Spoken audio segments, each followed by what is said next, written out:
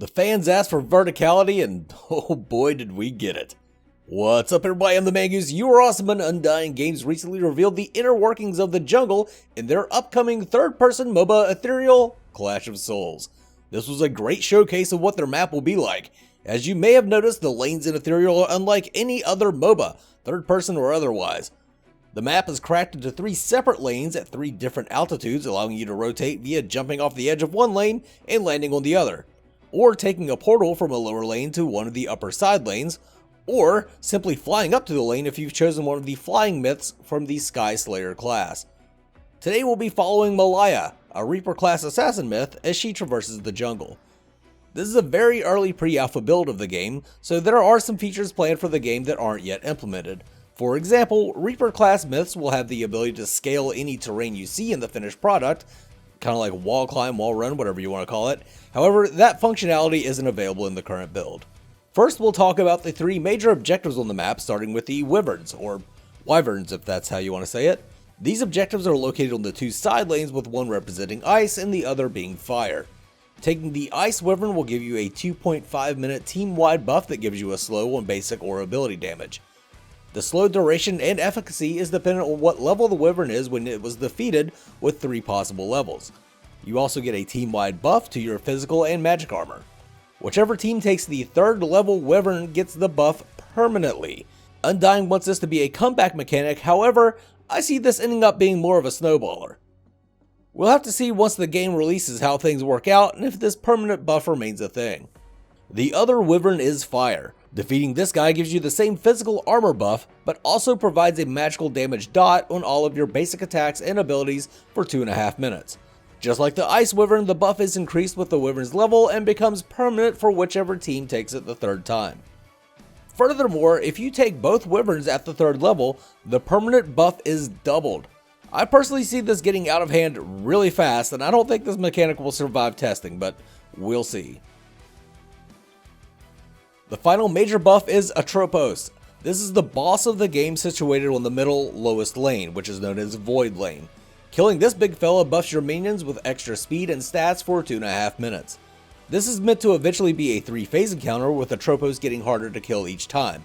However, we'll only see his ultimate final form for the alpha. I'm not sure how jacked your minions will get from the Etropos buff, however it's going to need to be super effective to entice any team to attempt to take Etropos over one of the Wyverns. Especially Ice Wyvern, that slow buff seems bonkers.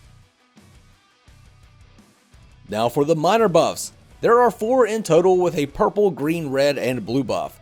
These buffs will drop on the ground and must be picked up after defeating the Guardian, so no cheeky snipes. If you want to steal a buff, you're going to have to commit. The first buff is Purple Buff. This buff is located on Void Lane, which is the middle lane, and is meant to be used by supports. If you have a mask equipped, which is the special support item, then this buff will activate when you use the active ability associated with your mask and restore 15% health and mana in an area around you. This is dropped down to 8% if you're in combat. This buff, if you have a mask, lasts for 3 minutes, which is 30 seconds longer than any other buff in the game. You can still take this buff if you're not a support, however it will only last 1 minute, and instead of giving you a heal, it gives an 8% damage boost. I'm glad to see them put a support-oriented buff into the game, however I don't think this will actually be taken by supports until late game. Judging by mask active cooldowns, you would only get 1 usage out of this as a support, and an 8% damage boost for your jungler will be far more effective early game. It's also located in the Void Lane, and after discussing things with my friend and content creator JellyKnees, we believe Duo Lane will probably go to the Ice Lane in order to secure the Ice Wyvern, so it doesn't make much sense for the support to roam over to Void Lane for a buff they can only use once. Next up is the green buff. This one seems to be jungle oriented and gives you a shield for up to 15% of your max health that regenerates when you've been out of combat for 10 seconds. This buff is going to be beast for early game ganks, or just give it to your tank for the late game engagements. Blue buff is located in the Ice Lane, and I think will probably end up going to the support far more often than the purple buff. Blue buff is pretty standard, mana regen and cooldown reduction for 2.5 minutes. I think I could get more use out of that as a support than the 15% heal. Red buff is located in the fire lane and gives you health regen when out of combat, and also includes a stacking damage buff that I don't quite understand. Seems like a good buff for the solo laner, which further cements our theory that the duo will go ice, solo will go fire, and your mage will go void lane with 2 junglers, one roaming ground-based jungler and the other being a Sky Slayer, flying around to clear camps and look for targets of opportunity. I don't know if I mentioned this yet, but Ethereal will be 6v6 instead of 5v5.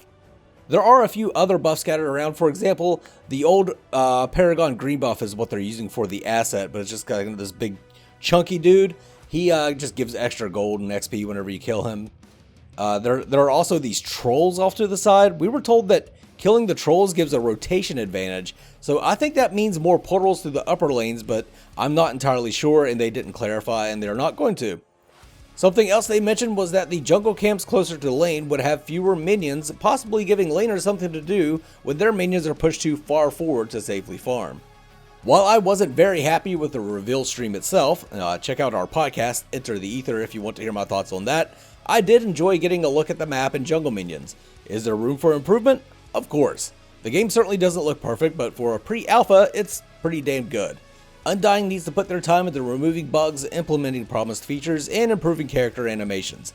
This was by far the best look we've got at the game. However, it'd be nice to see the weather effects implemented, the class passives, and some real combat. If you want to learn more about Ethereal, check out the links in the description below. Check out my channel for more Ethereal content, or check out JellyKnees for all the videos he's done. If you enjoyed the video, please hit that like button and subscribe. But for now, this is the Mango signing off. You guys have a good one.